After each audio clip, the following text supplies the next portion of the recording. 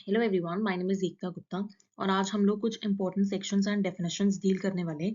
The real estate regulation and development act 2016। ये land laws के syllabus का part है। तो शुरू करते हैं। Section 2 clause d is allottee. Allottee ऐसा कोई भी बंदा जिसको क्या मिला है, प्लॉट मिला है, अपार्टमेंट मिला है या बिल्डिंग मिली है बाय वे ऑफ, या तो उसको बेचा गया है, सेल अलॉट किया गया है या ट्रांसफर किया गया है। किसके द्वारा? प्रमोटर ने किया है। प्रमोटर मतलब एक्ट में अच्छा खासा डिफाइन किया गया है, तो आप तब तक के लिए वेट करो। बट मोटा मोटा ये होता है कि बिल्डर यानी कि कोई भी जो बिल्डिंग्स बना रहा है या फिर ओल्ड बिल्डिंग्स को फ्लैट में कन्वर्ट करके उसको बेच रहा है, उससे मिलिए। अब इसके अलॉटी की डेफिनेशन में लेटर बायर भी आता है। लेटर बायर मतलब होता है कि मान लो अभी मेरे पास ओनरशिप है किसी भी प्लॉट की, अपार्टमेंट की या बिल्डिंग की। अगर मैं उसको बेच देती हूँ आगे, तो जिसको बेचा है ना, वो भी अलॉटी की डेफिनेशन में आएगा। उसको यहाँ पे लेटर बायर बोला गया है। पर इस अलॉटी की डेफिनेशन में ऐसा कोई भी बंदा नहीं आएगा जो इस प्लॉट में या अपार्टमेंट में या बिल्डिंग में किराए पे रह रहे, रेंट पे रह रहे। तो इसलिए हम बोलते हैं so tenants are not allottees. Next is section 2K which talks about carpet area. तो अपार्टमेंट के अंदर जितनी भी जगह है ना, उसे हम कारपेट एरिया बोलते हैं। इसके आगे लिखा है it includes the area covered by internal walls. तो अब इसमें क्या है, कारपेट एरिया के अंदर वो एरिया भी इंक्लूड होगा कि मान लो जैसे आपका एक बेडरूम है, ठीक है, और बाहर लिविंग रूम है। तो बेडरूम और लिविंग रूम के बीच में एक दीवार है, तो वो जो दीवार है ना, उसकी भी थिकनेस, जो भी उसकी विड्थ होगी, वो भी हम क्या कंसिडर करेंगे कि वो कारपेट एरिया में इंक्लूड होगी। लेक तो मतलब कि अपार्टमेंट के अंदर जितनी भी जगह है ना, इंक्लूडिंग इंटरनल वॉल्स, जैसे मैंने आपको बताया एग्जांपल के थ्रू, वो इंक्लूड होगा। लेकिन कारपेट एरिया में क्या एक्सक्लूड होगा? एक्सटर्नल वॉल्स, यानी कि जो बिल्डिंग की बाहर की वॉल्स है वो एक्सक्लूड होगी। सर्विस शैफ्ट्स मतलब जैसे कि ड्रेनेज के लिए पाइप्स लगी होती है या इलेक्ट्रिसिटी के लिए केबल्स लगी होती है, प्लम्बिंग पाइप्स, ये सब कुछ के लिए जो भी जगह घिरती है वो उसमें इंक्लूड नहीं होगी कारपेट एरिया में। देन कोई आपकी बालकनी है, वरांडा है, वो सब इंक्लूड नहीं होगी। या ओपन टेरेस है, वो सब भी इंक्लूड नहीं होगा कारपेट एरिया में। क्योंकि कारपेट एरिया से बेसिकली हम ये बोलना चाहते हैं कि जो भी स्पेस जो कि फ्लैट या अपार्टमेंट के अंदर प्रेजेंट है, inside area of the flat. Next है सेक्शन 2N कॉमन एरियाज। नाम से ही पता चल रहा है कि ऐसा कोई भी एरिया उस बिल्डिंग का, उस प्लॉट का, उस अपार्टमेंट का या प्रोजेक्ट का जो सारे लोग यूज कर सकते हैं, उसे कॉमन एरिया बोलते हैं। अब इसमें कुछ है ना एग्जांपल्स हैं कि कॉमन एरिया में क्या क्या इंक्लूड होता है। तो बहुत सिंपल लैंग्वेज में है और आपको समझ में भी आ जाएगा, आप इसको एक बार रीड करना। देन नेक्स्ट है सेक्शन 2Z के प्रमोटर। तो पहला पॉइंट बोलता है कि ऐसा कोई भी बंदा जो कि ओल्ड बिल्डिंग्स जो है उसको फ्लैट्स में कन्वर्ट कर देता है उसको सेल करने के लिए, या फिर ऐसा कोई भी बंदा जो न्यू बिल्डिंग्स बनवाता है, उसे हम प्रमोटर कहते हैं। प्लस में इसमें प्रमोटर की डेफिनेशन में कौन कौन इंक्लूड हो सकता है। मान लो अब जो प्रमोटर है या जो बिल्डर है, जो बिल्डिंग्स जिसने बनवाई, उसने वो बिल्डिंग्स किसी और को ट्रांसफर कर दी, तो जिस बंदे को ट्रांसफर करी है ना, वो भी इस एक्ट के पर्पसेस के लिए प्रमोटर कहलाया जाएगा। देन सेकंड पॉइंट इज, मान लो कि किसी भी एक बंदे ने एक बहुत बड़ी लैंड ली, बहुत बिग पीस ऑफ लैंड लिया और उसको छोटे छोटे प्लॉट्स में डिवाइड कर दिया और अब उसको बेच रहा है, तो वो भी प्रमोटर कहलाया जाएगा। भले ही उसने उन लैंड्स पे कोई हाउस नहीं बनवाया, कोई स्ट्रक्चर, कोई बिल्डिंग कुछ नहीं बनवाया, लेकिन क्योंकि उसने वो लैंड खरीदी, एक बहुत बड़ी लैंड खरीदी, उसको प्लॉट्स में डिवाइड किया, उसको दूसरे लोगों को बेचा, तब भी हम उसको बोलेंगे कि वो प्रमोटर है। प्रमोटर की डेफिनेशन में कुछ गवर्नमेंट डेवलपमेंट अथॉरिटीज और पब्लिक बॉडीज भी आती है। वो कब होते हैं? तो प्रमोटर, ये गवर्नमेंट डेवलपमेंट अथॉरिटीज या फिर पब्लिक बॉडीज तब कहलाई जाती है जब ये क्या करते हैं, जो गवर्नमेंट की जो लैंड होती है उस पे फ्लैट्स वगैरह बनाते हैं ताकि उन फ्लैट्स को सेल कर सकें। या फिर क्या है, वो जो उनके खुद के जो प्लॉट्स होते हैं, जो उनके पास खुद प्लॉट्स होते हैं, उसको बेचते हैं। या फिर वो क्या करते हैं कि जो गवर्नमेंट के द्वारा उन्हें प्लॉट्स मिले होते हैं वो उनको बेचते हैं। Next is if the cooperative housing society builds apartment for its members. तो ये कोऑपरेटिव हाउसिंग सोसाइटी का मतलब होता है कुछ ग्रुप ऑफ पीपल होते हैं जो एक साथ मिलते हैं और क्या करते हैं कि मतलब कोशिश करते हैं कि हम घर वर बनवाएं और मतलब या फिर मैनेज करें घर वगैरह। तो अब क्योंकि ये बिल्डर जैसे ही काम कर रहे हैं, तो फिर अगर ये ऐसे काम करते हैं, जो कोऑपरेटिव हाउसिंग सोसाइटी जो है वो अपने मेंबर्स के लिए, जो भी उस कोऑपरेटिव हाउसिंग सोसाइटी का पार्ट है, उसके लिए अपार्टमेंट वगैरह बनवाते हैं, तो क्योंकि वो बिल्डर जैसा ही काम कर रहे हैं इसलिए वो प्रमोटर की डेफिनेशन में आएंगे। नेक्स्ट इज कोई भी दूसरा बंदा जो कि एक्ट कर रहा है एज अ प्रमोटर, डेवलपर, या फिर मान लो कि जो लैंड ओनर है उसने किसी और बंदे को ऑथराइज कर दिया कि ठीक है, तुम ये जो लैंड है उसको डेवलप करो या उस पर बिल्डिंग्स वगैरह कंस्ट्रक्ट करवाओ, वो सारे लोग। Then any person constructing a building to sell it to the public, ये भी प्रमोटर की डेफिनेशन में आ जाएगा। देन नेक्स्ट है section 2ZM real estate agent. तो रियल एस्टेट एजेंट कौन होता है? ऐसा कोई भी बंदा जो कि प्रॉपर्टी जो भी है उसको सेल यानी कि उसको बेचने या उसको खरीदवाने में हेल्प करता है। तो जैसे कि मान लो किसी को अपनी प्रॉपर्टी बेचनी है तो उसके लिए कंज्यूमर्स या कस्टमर्स जो है वो ढूंढना, या फिर मान लो किसी को प्रॉपर्टी खरीदनी है तो पूरा गाइड देना कि ठीक है आप यहाँ से प्रॉपर्टी खरीद सकते हो, ये वाली प्रॉपर्टी बढ़िया है। तो ऐसे जो काम करते हैं वो रियल एस्टेट एजेंट है। तो a person who helps in selling or buying the property, he is responsible for connecting the buyers and the sellers। तभी तो मतलब प्रॉपर्टी जो है उसका लेन देन होगा। he get paid for his services। आपको पता है उसको कमीशन वगैरह मिलता है। includes all type of property agents। तो अलग अलग टाइप के प्रॉपर्टी एजेंट्स होते हैं, property dealers, brokers, middleman agents, consultants. Then next is projects exempted from application of this act. तो जब भी कोई प्रोजेक्ट है ना, जैसे कि आपको कोई बिल्डिंग बनवानी है, अपार्टमेंट बनवाना है, तो उसमें क्या है आपको रेरा यानी कि रियल एस्टेट रेगुलेटरी अथॉरिटी के अंडर रजिस्टर करवाना बहुत इंपॉर्टेंट होता है। लेकिन कुछ ऐसी सिचुएशंस होती है जब आपको रजिस्ट्रेशन करवाने की कोई ज़रूरत नहीं है। So it is provided under section 3 sub section 2। जैसे आपका प्रोजेक्ट बहुत ही ज़्यादा स्मॉल है, यानी कि उसमें जो लैंड इन्वॉल्व है इट इज़ 500 स्क्वायर मीटर या फिर उससे कम, या फिर अगर आप अपार्टमेंट बनवा रहे हैं तो 8 अपार्टमेंट बनवा रहे हो या उससे कम अपार्टमेंट बनवा रहे हो। सेकेंड इज कि मान लो अभी ये जो रेरा एक्ट है वो आया ही नहीं है और आपकी कोई बिल्डिंग अपार्टमेंट कुछ भी आपने बनवाया और वो कंप्लीट हो गया, आपके पास उसका कंप्लीशन सर्टिफिकेट भी है। तो जब रेरा का एक्ट आएगा ना फोर्स में, तब आपको रजिस्ट्रेशन वगैरह करवाने की कोई जरूरत नहीं अंडर द रेरा एक्ट। या फिर थर्ड है कि अब मान लो कि आप एक बिल्डिंग है या अपार्टमेंट है उसकी बस मरम्मत करवा रहे हो या उसकी रीडेवलपमेंट करवा रहे हो, उस पे पेंट वगैरह करवा रहे हो, और उसमें कोई भी आप उसको सेल करने की कोशिश नहीं कर रहे हो, उसमें कोई भी अगर आपने न्यू यूनिट्स वगैरह बनाए हैं उसको सेल करने की कोशिश नहीं कर रहे हो, तो आपको रेरा के अंदर रजिस्ट्रेशन करवाने की कोई जरूरत नहीं है। अब सेक्शन 4 वही बात बोलता है एप्लीकेशन फॉर रजिस्ट्रेशन और रियल एस्टेट प्रोजेक्ट्स, कि आपको अगर कोई भी रियल एस्टेट प्रोजेक्ट शुरू करना है तो उससे पहले वो प्रोजेक्ट का रजिस्ट्रेशन करवाना बहुत इंपॉर्टेंट है। कंस्ट्रक्शन शुरू करवाने से पहले जो भी रजिस्ट्रेशन वगैरह है वो कंप्लीट हो जाना चाहिए। तो रजिस्ट्रेशन कैसे होगा? जो प्रमोटर है यानी कि जो बिल्डर है वो एप्लीकेशन डालेगा in the prescribed format manner within the prescribed time, और जो भी फीस वगैरह है। Then documents the promoter must submit. जो एप्लीकेशन है उसके साथ कुछ इंपॉर्टेंट डॉक्यूमेंट्स प्रमोटर सबमिट करेगा, जैसे details of the promoter submit करेगा, पास्ट प्रोजेक्ट्स उसने पिछले 5 साल में जो भी रियल एस्टेट से रिलेटेड प्रोजेक्ट्स बनाए हैं कंप्लीट हो गए या मतलब जो भी स्टेटस है उनका, वो सब कुछ आपको बताना है। देन उसके बाद आपको ये भी सबमिट करना है कि आप जो एक जैसे आप बिल्डिंग या अपार्टमेंट बनवाते हो तो और भी अथॉरिटीज से आपको अप्रूवल लेना होता है अलग अलग चीज़ों का, तो आपको उसकी भी कॉपी अटैच करनी है कि ठीक है मैंने इस चीज़ से रिलेटेड इस अथॉरिटी से परमिशन ले ली है, इस अथॉरिटी ने हाँ कर दी, तो उससे रिलेटेड सारे आपको डॉक्यूमेंट्स वगैरह उसकी कॉपी अटैच करनी है। नेक्स्ट प्रमोटर को सैंक्शन प्लान सबमिट करने की, ठीक है फाइनली जो बिल्डिंग अगर बन गई तो वो कैसी दिखेगी ये सब कुछ। देन डेवलपमेंट वर्क प्लान्स की, जो प्रमोटर है वो बिल्डिंग में क्या क्या फैसिलिटीज प्रोवाइड करेगा, fire safety drinking water. Then build location details क्या है कि कहाँ पे अपार्टमेंट बनेगा, मतलब सब कुछ, लैटिट्यूड क्या होगा, लॉन्गिट्यूड क्या होगा। ड्राफ्ट डॉक्यूमेंट्स क्या है कि मतलब आपको रफ वर्जन सबमिट कर देना है कि आप आगे जो बायर्स वगैरह को जब बेचोगे तो आपका कैसा दिखेगा, एग्रीमेंट फॉर सेल या जो भी अलॉटमेंट लेटर है वो कैसा दिखेगा, आपको बस उस का रफ वर्जन सबमिट कर दो, ड्राफ्ट सबमिट कर दो, ताकि देख पाए कि टर्म्स एंड कंडीशन से वो कंप्लाई कर रहा है या फिर नहीं। Then details of apartment garages. Then उसके बाद प्रमोटर को एक एफिडेविट जैसे शपथ पत्र बोलते हैं ना, कि आपको कुछ कुछ जो डिटेल्स है वो स्worn करनी है। तो आपको क्या क्या स्worn करना है? लीगल ओनरशिप है आपके पास उस लैंड की, और अगर मान लो नहीं भी है, किसी और बंदे के पास लीगल ओनरशिप है, तो आपको एटलीस्ट ये तो कसम खानी है, मतलब ये तो प्रूव करना है कि वो जो जिसके पास लीगल ओनरशिप है उस लैंड की उसने आपको परमिशन दी है कि ठीक है तो उस पर प्रोजेक्ट बना ले। सेकंड इज कि जो लैंड है उससे रिलेटेड कोई भी लीगल इश्यूज नहीं है या फिर उसके किसी पे इनकम्बरेंसेज नहीं है, यानी कि किसी भी थर्ड पार्टी का राइट नहीं है, और अगर ऐसा कुछ है भी तो आपको डिस्क्लोज करना है freely. Then third is timeline बताओ कि मतलब अप्रोक्सीमेटली प्रोजेक्ट जो है वो कितने टाइम में कंप्लीट हो जाएगा। Then D is 70% account. इसका मतलब ये है कि जो बायर्स होने वाले हैं इसके, आपने उनसे पैसे इकट्ठा कर लिए, ठीक है, तो जो 70% आपने अमाउंट कलेक्ट करा है ना, जो भी 70% of the amount that is collected from the buyers वो आपको सेपरेट बैंक अकाउंट में रखना है। और ये जो पैसे जो है 70% वो आपको सिर्फ कंस्ट्रक्शन पर्पसेस के लिए ही यूज करने हैं। तो जैसे जैसे कंस्ट्रक्शन आगे बढ़ेगी वैसे वैसे आप जो पैसे हैं वो बैंक से विड्रॉ करेंगे, एक बार में पूरे पैसे नहीं विड्रॉ कर सकते।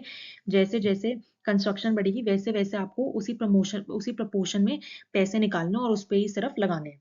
देन उसके बाद क्या है कि जो ये जो बैंक अकाउंट है जिसमें आप 70% जो भी पैसे रखेंगे, वो बहुत इंपॉर्टेंट है कि वो चेक होगा, वो ऑडिट होगा बाय चार्टर्ड अकाउंटेंट। कितने पूरे 1 साल में एक बार होगा, और मतलब कि चार्टर्ड अकाउंटेंट को पूरा ये ऑडिट वगैरह करना है every year with in a period of 6 months. और फिर चार्टर्ड अकाउंटेंट ये भी बताएगा कि जो भी पैसे इकट्ठा किए थे ना इस प्रमोटर ने, वो बिल्डिंग के कंस्ट्रक्शन, अपार्टमेंट के कंस्ट्रक्शन में ही गए हैं। और उसके बाद क्या है कि जो भी पैसे निकाले गए हैं अकाउंट से, वो भी क्या है, वो in proportion to building of the project है, कि मतलब जैसे जैसे बिल्डिंग बनती जा रही है, अपार्टमेंट बनता जा रहा है, उतना ही सिर्फ पैसा निकाला गया है। ऐसा नहीं है कि बहुत ज्यादा पैसे एक बार में ही निकाल लिए, मतलब प्रपोर्शन मेंटेन हुए। देन उसके आगे ई पॉइंट है कि प्रमोटर जो है वो प्रॉमिस करता है कि अगर मान लो इस लैंड इस बिल्डिंग से रिलेटेड कोई भी अभी अप्रूवल पेंडिंग है किसी भी अथॉरिटी से, तो वो जरूर लेगा उस अप्रूवल को, या कोई भी अदर डॉक्यूमेंट्स जो पेंडिंग है उसको भी ले लेगा। देन नेक्स्ट तो आसान है कि जो रेरा अथॉरिटी है वो एक वेब पोर्टल या फिर वेबसाइट वगैरह बनाएगी, जहाँ पे ये जो प्रमोटर्स है वो सबमिट कर सकते हैं, मैनेज कर सकते हैं अपनी जो भी रजिस्ट्रेशन एप्लीकेशंस है, instead of using paper works. अब सेक्शन 5 ग्रांट ऑफ रजिस्ट्रेशन के साथ डील करता है। अभी मैंने आपको सेक्शन 4 में पूरा बताया कि मैंने रजिस्ट्रेशन के लिए एप्लीकेशन डाल दी और कैसे कैसे एप्लीकेशन डालनी है, क्या क्या डॉक्यूमेंट सबमिट करने हैं। तो अब इसमें ये बोला है कि upon receipt of application under section 4 RERA must do any one thing in 30 days. अब मैंने एप्लीकेशन डाल दी, एप्लीकेशन डालने के 30 दिन के अंदर अंदर जो रेरा है, यानी कि जो हमारी रियल एस्टेट रेगुलेटरी अथॉरिटी, उसको क्या काम करना है, या तो वो रजिस्ट्रेशन जो है वो ग्रांट कर देगी, अगर उसको सही लग रहा है तो वो रजिस्ट्रेशन ग्रांट कर देगी। जैसे ही मुझे रजिस्ट्रेशन ग्रांट हो गया तो जो अथॉरिटी है वो मुझे एक रजिस्ट्रेशन नंबर दे देगी, और फिर उसके बाद एक लॉगिन आईडी और पासवर्ड दे देगी, ताकि मैं वेबसाइट पे जाके वो लॉगिन आईडी और पासवर्ड डाल दूं, और उसके हिसाब से फिर उसके अंदर अपनी जो भी प्रोजेक्ट से रिलेटेड डिटेल्स है और मतलब जो भी चीजें, जो भी फॉर्मेलिटीज वगैरह वो आगे की पूरी करूँ। ये एक तो काम कर सकती है रेरा अथॉरिटी। या दूसरा काम रेरा अथॉरिटी कर सकती है कि जो एप्लीकेशन आपने डाली है रजिस्ट्रेशन के लिए वो रिजेक्ट कर देगी, क्योंकि रेरा को लग रहा है कि आपका जो प्रोजेक्ट है वो हमारे रूल्स रेगुलेशन और एक्ट के साथ कंप्लाई नहीं कर रहा। लेकिन रेरा अथॉरिटी अगर ये करती है ना, तो उनको रीजंस देना है लिखित में, वो भी राइटिंग में, कि क्यों हमने जो है एप्लीकेशन रिजेक्ट करी। लेकिन ऐसी कोई भी एप्लीकेशन रिजेक्ट करने से पहले बहुत इंपॉर्टेंट है कि रेरा को सामने वाले बंदे यानी कि प्रमोटर को अपॉर्चुनिटी देनी है, ताकि प्रमोटर बता सके कि क्यों आपको ये एप्लीकेशन रिजेक्ट नहीं करनी चाहिए। और ये जो दोनों काम है, या तो ग्रांट कर दें या रिजेक्ट कर दें, वो रेरा को 30 दिन के अंदर ही करने हैं। अब मान लो जो रेरा अथॉरिटी उसने 30 दिन के अंदर ना तो जो एप्लीकेशन उसको रिजेक्ट किया, ना उसको ग्रांट किया, या फिर क्या होगा कि जो एप्लीकेशन है ना खुद ब खुद मानी जाएगी कि वो एक्सेप्ट कर लिया आपने, मतलब आपने क्या है रजिस्ट्रेशन ग्रांट कर दिया। और जैसी हो जाएगा ना कि डीम्ड रजिस्ट्रेशन हो गया है, उसके विद इन 7 डेज जो रेरा है उसको वही registration number, login ID, password, ये सब कुछ देना पड़ेगा promoter.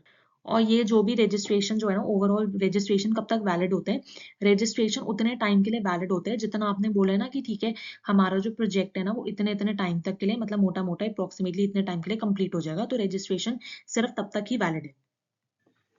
Section 7 talks about revocation registration. तो कब ये जो रजिस्ट्रेशन इसको वापस ले लिया जाएगा, तो अगर जो मान लो जो रह रहा है उसको किसी बंदे से कंप्लेंट मिली है, या फिर मान लो उसने खुद से कार्रवाई की है, या फिर उसको किसी और गवर्नमेंट अथॉरिटी से रिकमेंड हुआ है कि ये जो है ना इस प्रोजेक्ट को आपने जो रजिस्ट्रेशन ग्रांट किया उसको आप वापस ले लो, तो ग्राउंड क्या क्या हो सकते हैं। मान लो the promoter fails to follow the act और रूल्स, जो हमारा जो रेरा एक्ट बना हुआ है या रूल्स एंड रेगुलेशंस है उसको जो प्रमोटर है वो फॉलो ही नहीं कर रहा। या मान लो जो प्रमोटर है हमने अप्रूवल दिया था कि कुछ कंडीशंस पे कुछ कंडीशंस वगैरह इम्पोज की थी, लेकिन जो प्रमोटर है उसने उन कंडीशंस को वायलेट कर दिया, या फिर जो प्रमोटर है वो अनफेयर या इरेगुलर प्रैक्टिसेस जो है उसको अंडरटेक कर रहे हैं। तो अनफेयर प्रैक्टिसेस में क्या होगा, जो ये जो प्रमोटर है ना वो बोल रहा है कि भाई हमारी जो कंस्ट्रक्शन है वो ऐसे होगी, ठीक है, जब या फिर इस क्वालिटी की होगी, हम ऐसी सर्विसेज इस क्वालिटी की प्रोवाइड करेंगे, लेकिन एक्चुअली में वो ये सब कुछ कर ही नहीं रहा, जो उसने स्टैंडर्ड बताया है ना उससे बहुत कम स्टैंडर्ड से सब कुछ हो रहा है। तो वो क्या कर रहे हैं, वो अनफेयर प्रैक्टिस कर रहे हैं ना, वो मिस रिप्रेजेंट करने की कोशिश कर रहे हैं। या फिर वो उसने हमें पहले बोला था कि हाँ मुझे तो इस अथॉरिटी से अप्रूवल मिल गए हैं, ये सब कुछ हो चुका है, लेकिन एक्चुअली में जब हमने चेक किया तो उसके पास अथॉरिटीज से अप्रूवल है ही नहीं। या फिर वो क्या बोल रहा है, वो गलत इन्फॉर्मेशन दे रहा है प्रोजेक्ट के बारे में कि प्रोजेक्ट ऐसे ऐसा होगा, एक्चुअली में ऐसा कुछ भी नहीं है, मतलब सब कुछ झूठा वगैरह सब कुछ बता रहे हैं। या फिर क्या है, रॉन्ग एडवर्टाइजमेंट कर रहे हैं कि हम आपको ये सर्विस ऑफर करेंगे, ये प्रोवाइड करेंगे, लेकिन एक्चुअली में उसका कोई इंटेंशन ही नहीं है कि वो ये सब कुछ चीजें ऑफर करे सामने वाले पर्सन को। या फ्रॉडुलेंट प्रैक्टिसेस में भी अगर प्रमोटर जो है वो इन्वॉल्व है, तो ये सारे ग्राउंड्स है कि कब कब जो रजिस्ट्रेशन है वो रिवोक हो जाए।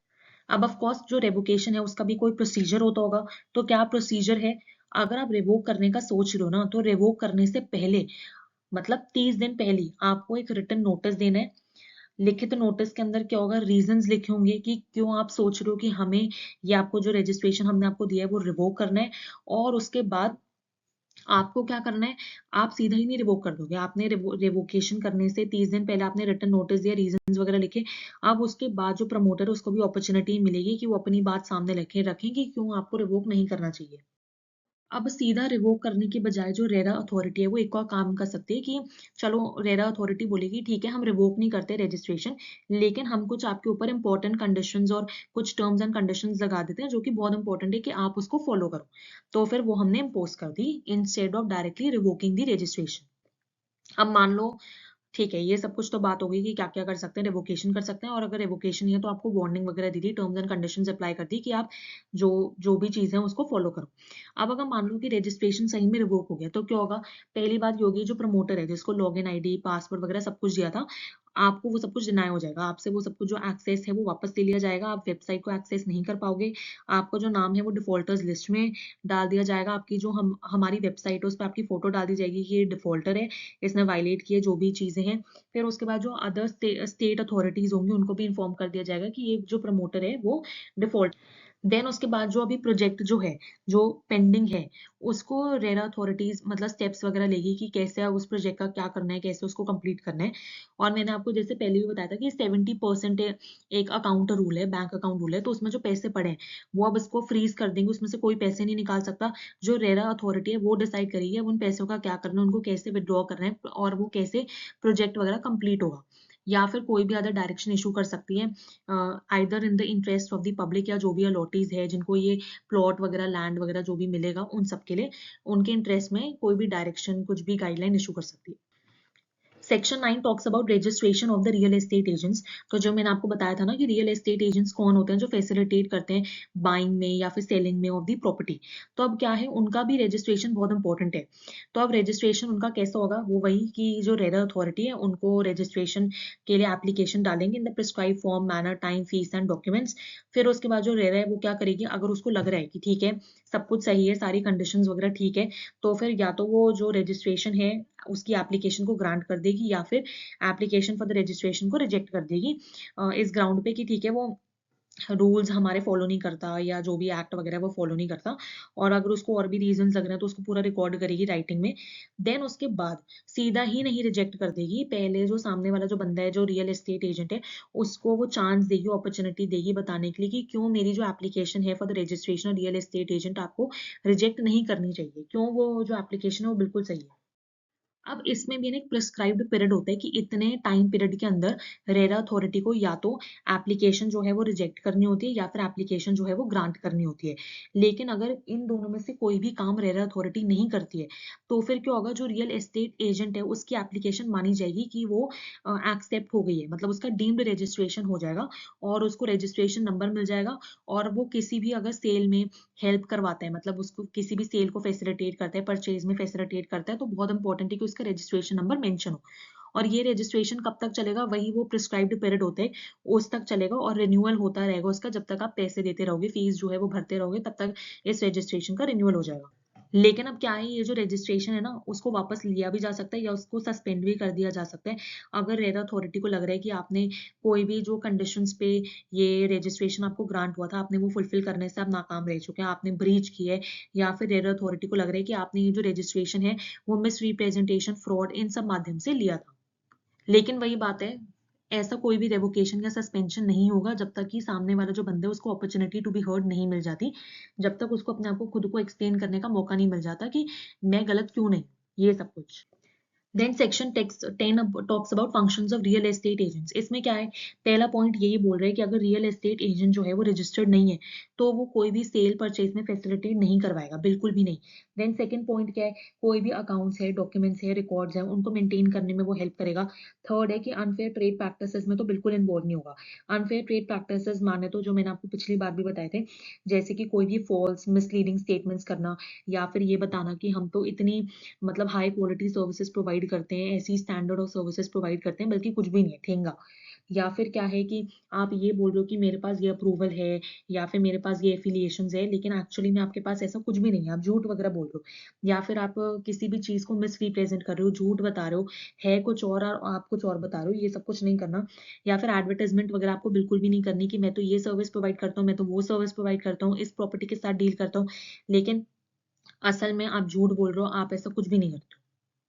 देन ये जो रियल एस्टेट एजेंट है उसकी एक और फंक्शन या रिस्पॉन्सिबिलिटी ये भी होती है कि जो बायर है ना उसको आप हेल्प करोगे कि उसको सारी इन्फॉर्मेशन मिल जाए, किससे रिलेटेड, प्रोजेक्ट से related, legal documents, then approval से रिलेटेड कि जो प्रमोटर है उसके पास सारे अप्रूवल वगैरह है या फिर नहीं, और क्या लेआउट प्लान है, क्या स्पेसिफिकेशंस है उस पूरे जो भी उसके ऊपर बनने वाला है उस अपार्टमेंट की, मतलब सब कुछ चीजें जो है वो बायर को पता चल जाए, आपको वो इन्फॉर्मेशन गैदर करनी है, उसको देनी है। And discharge such other functions as may prescribe, अगर एक्ट या जो भी रूल्स वगैरह कोई और फंक्शन आपका बता रहे हैं तो आपको वो भी निभाना है, वो भी डिस्चार्ज करना है।